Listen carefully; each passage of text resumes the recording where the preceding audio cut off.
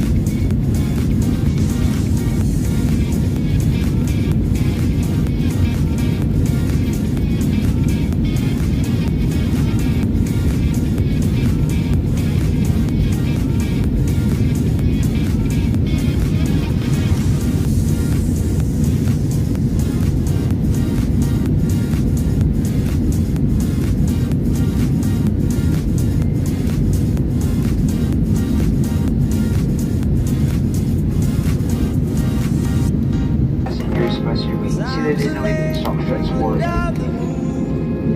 We shall commence passenger debriefing as soon as we see clearance to do so. All passengers with connecting flights out of Manila will be given priority. Passengers who need assistance, please approach our cabin crew and ground staff who will be happy to assist you. On behalf of Captain Sincha and the rest of the crew, thank you for flying Philippine Airlines, the heartland of Filipino. If you have ordered connection of PAL flights, please proceed to the transfer desk. Passengers taking PAL flights departing from A1 may available free shuttle service. Our ground personnel will be happy to assist you.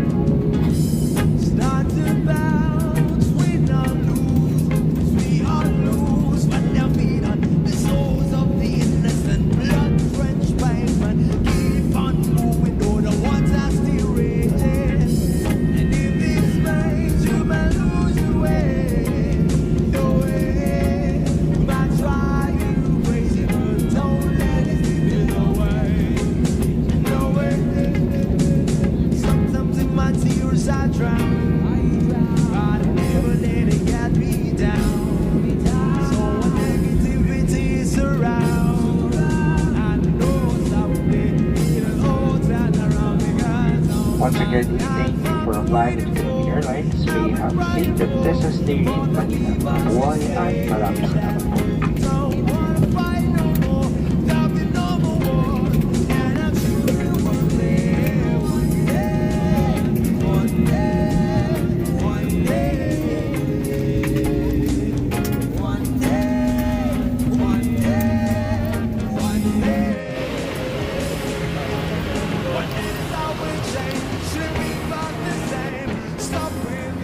silence now with a king. One day we'll all be